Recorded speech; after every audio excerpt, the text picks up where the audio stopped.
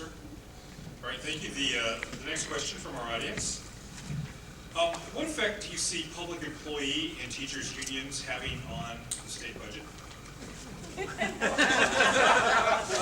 You know, a draconian part of the budget. We're dealing with 6 or 7 unions right now in Riverside County. And like I said before, I have taken no contributions from any Sacramento special interest. In fact, I have publicly said that I support paycheck protection. The unions don't like me because of that. My opponent, Joel Anderson, has gotten the endorsement of the Professional Firefighters Union. And the reason why he got that endorsement, he said he would be against paycheck protection. He would allow contributions to be mandated to come out of their salaries so that these unions have their large stashes of cash where they can buy the politicians. I'm going up to Sacramento to be independent. I'm making the unions very nervous because I will be an independent voice and representing the citizens, not the special interests. Great. Microphone, Mr. Stevens. The unions are what's killing our state. I'm not saying it, Forbes is saying it, Wall Street Journal is saying it. They're all saying it about the state of California. These public unions are strangling and killing our state. I believe in paycheck protection. We have got to do something about these union groups that are driving business out of our state. One thing I said a while ago, and I'll say this to you, one way you can quickly do it, we have to honor the deals that we made with them in their pensions. They have paid into, we have to honor those. And in our renegotiations with new hires, let's do this, let's take it a step further. When somebody retires or resigns or is terminated or whatever, leaves, we absorb that position. We don't refill it. Over a course of about 10 years, you'll see those departments shrink and you'll see those pensions shrink. Thank you, Mr. Kling. Well, again, this is a question I have some experience with as a paid state employee, an educator, and also a union representative. The unions are there to protect the workers, certainly. But I want you to know that my union has gone without a contract for 2 years, without demands of any kind on raises, on increased benefits, on anything else. And in a willingful spirit to cooperate with my district, we have tried very hard to accommodate the district on all these budget crises. The same can't be said about the district, but at least in my example, I can show you that we are willing to work with the districts. And all around, and especially in the area of education, we find districts where the unions are sacrificing 3, 4, 8, 10 days of their pay in order to keep the schools open. So it isn't the unions. The unions are cooperating as much as they can. Certainly, I'm on time. I can go on forever. Thank you. Mr. Hanson.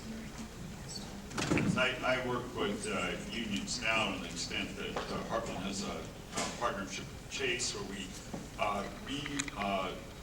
retrofit homes. So we're working on 32 now, and a union employee will work with students from Job Corps. These are people that have had a rough past, young people. They do a very good job. They work there at 1/3 of their usual wage.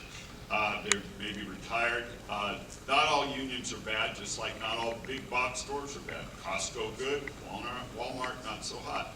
Many unions have done very good things for their employees. They're not all awful. We've had terrible publicity on them, certainly in the city of San Diego.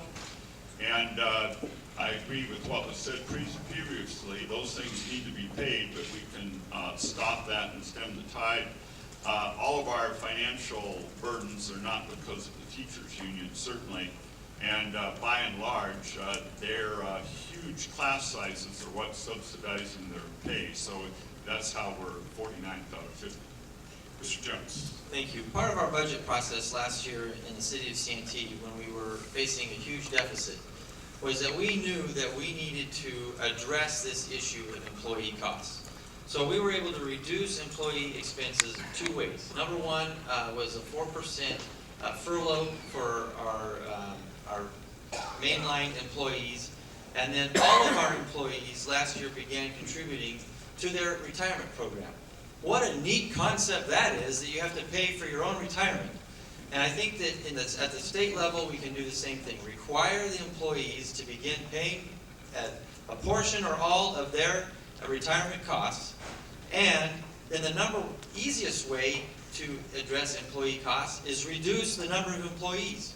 And I think a lot of the state services can be privatized and contracted out to private corporations that will get us out from underneath this burdensome, heavy hand of the employee unions and get those employees into private corporations rather than into state government jobs.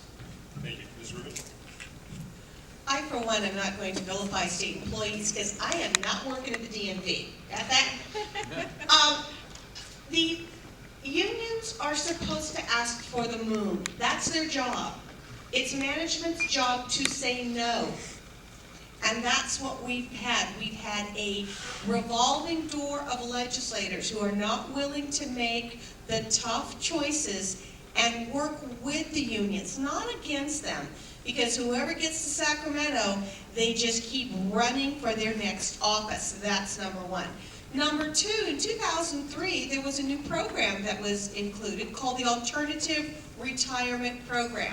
Today, 40% of the new hires, the state employees who are union members, have chosen to stay in their 401ks and not roll into the CalPERS program. So people are understanding they're not going to spend their entire career in state service, and they're sticking with the 401ks because it's affordable. Thank you. Mr. Wells? One of the big problems we have is that our state budget deficit is $20 billion, which frightens everybody. But if you look at what the pension deficit is, it's $200 billion. And one of the problems is that we don't really know about that, because when we discuss the obligations that the state has, legislators are not obligated to make public how much is owed in pensions. So I support something with the Standies bill to make outstanding pension obligations part of the budget talks. I think we have to get that out in the open. We have to wrap our hands around it so we can start talking about solutions like a two-tiered system. And obviously, the cities can't continue with this pension problem. Right now, we're spending 45% of our general fund budget on just pension obligations. That's up from 8% in 2001. Things may get worse next year, and we're having decreasing revenues in the city. That's in every city in California. We're looking at insolvency and bankruptcy, and if the unions really want to help the state of California, they can get on board with this. They can start being part of the solution process and not just demanding. All right, thank you. Mr. Wells, go ahead and hold the microphone. Our final question before your final closing statement is this. You guys are all running for office to